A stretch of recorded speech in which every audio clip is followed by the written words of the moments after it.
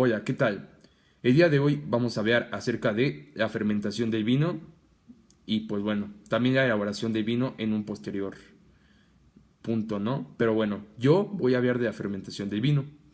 Comúnmente conocido como el alcohol etílico y dióxido de carbono, en la elaboración del vino la temperatura y la velocidad de fermentación son factores importantes, así como los niveles de oxígeno presentes en el mosto al inicio de la fermentación. En la historia, la presencia natural de la fermentación significa que probablemente fue observado por primera vez desde hace mucho tiempo por los seres humanos. Los primeros usos de la palabra fermentación en relación a la elaboración de un vino fue en una referencia a la aparente ebullición en el mosto que proviene de la reacción anaeróbica de la levadura con el azúcar en el jugo de uva y la liberación de dióxido de carbono. El latín febere significa literalmente hervir. A mediados del siglo XIX, Louis Pasteur tomó apuntes de la conexión entre la levadura y el proceso de la fermentación, en el que la levadura actúa como catalizador y mediador a través de una serie de reacciones que convierten el azúcar en alcohol. El descubrimiento de la vía Emden-Meyerhof por Gustav Emden, Otto Fritz Meyerhof, Jacob Carol Parnas a principios del siglo XX contribuyó más a la comprensión de los complejos de los procesos químicos involucrados en la conversión de azúcar en alcohol. Bueno, este es un pedacito de la historia. Ahora sí, vamos al proceso de elaboración. En el proceso de elaboración, en la elaboración del vino se hace distinción entre las levaduras silvestres que están presentes de forma natural en las bodegas, viñedos y en las propias uvas, a veces conocida como la pruina o rubor de la uva. Las levaduras cultivadas que son especialmente aisladas o inoculadas por su uso de la elaboración del vino. La adicción de las levaduras cultivadas normalmente ocurre primero con la levadura en un estado seco o inactivo y se reactiva el agua caliente o jugo de uva diluido antes de ser añadido al mosto. Para proliferar y ser activa en la fermentación, la levadura necesita tener acceso a un suministro continuo de carbono, nitrógeno, azufre, fósforo, así como acceso a diversas vitaminas y minerales. Estos componentes están presentes de forma natural en el mosto de la uva, pero su cantidad puede ser corregida mediante la adición de paquetes nutrientes al vino, con el fin de fomentar un entorno más adecuado para la levadura. El oxígeno es necesario también para una elaboración del vino. El riesgo de oxidación y la falta de producción de alcohol de la levadura oxigenada requiere la exposición de oxígeno que se mantenga a un mínimo. Tras la introducción de las levaduras vivas al mosto de la uva, los fosfatos se unen a las moléculas de azúcar y las 2 a los 6 carbonos y comienza a dividirse en 3 piezas de carbono y pasar por una serie de reacciones de reordenamiento. Durante este proceso, el carboxílico, átomo de carbono, se libera en forma de dióxido de carbono con el resto de los componentes convirtiéndose en un acetaldehído. La falta de oxígeno en el proceso anaeróbico permite que el acetaldehído se convierta en el tiempo por la reducción en el etanol. Durante la conversión del acetaldehído, una pequeña cantidad se convierte por la oxidación en el ácido acético. En exceso puede contribuir al defecto del vino conocido como acidez volátil.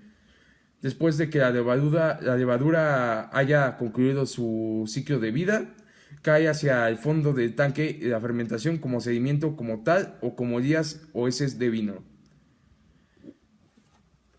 Y bueno, una de las consideraciones en la elaboración de vino, durante la fermentación hay varios factores que los fabricantes de vino deben de tener en cuenta. El más notable es el de la temperatura interna del mosto, el propio proceso bioquímico de la fermentación, que era una gran cantidad de residuos de calor, que puede sacar el mosto en el rango de la temperatura ideal para el vino. Normalmente el vino blanco se fermenta entre 18 y 20 grados, aunque un fabricante de vino puede optar por utilizar una temperatura más alta para llevar a cabo en parte la complejidad del vino como tal, ¿no? Para controlar el calor generado durante la fermentación, el fabricante de vino tiene que elegir un recipiente de tamaño adecuado o usar dispositivos de enfriamiento o distintos tipos, como de las antiguas tradiciones en Burdeos, de colocar la cuba de fermentación en la parte superior de los bloques de hielo, hasta el moderno uso en la actualidad de los sofisticados tanques de fermentación con anillos de enfriamiento integrados.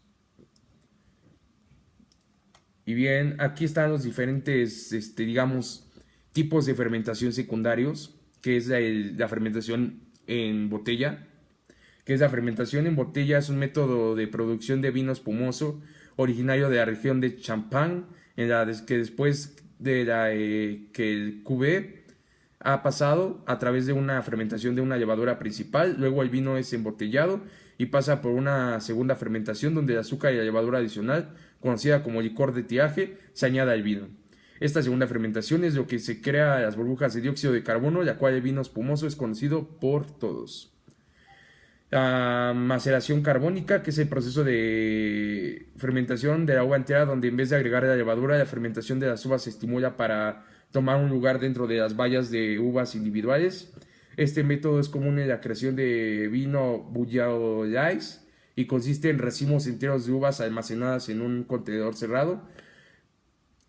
Con el oxígeno, el contenedor que es reemplazado por el dióxido de carbono, a diferencia de la fermentación normal, donde la levadura convierte el azúcar en alcohol. La maceración carbónica trabaja con enzimas dentro de la uva, descomponiendo la materia celular por forma de etanol y otras propiedades químicas. Los vinos resultantes son generalmente suaves y afrutados.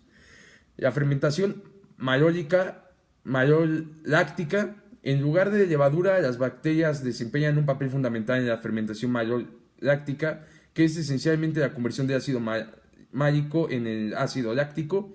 Esto tiene la ventaja de reducir un poco la acidez y hacer que el vino restante tenga un sabor más suave, dependiendo del tipo de vino que el fabricante esté tratando de producir. La fermentación malólica puede tomar lugar al mismo tiempo que la fermentación de la levadura. Y bien, esta fue una explicación acerca de la elaboración y fermentación del vino, que bueno, ahorita van a ver más o menos cómo son los procesos del vino, cómo quedó nuestro vino, con el proyecto que mi compañero Ángel Moisés hizo favor de elaborar. Y bueno, eso fue todo por mi parte y pues bueno, vamos al siguiente segmento.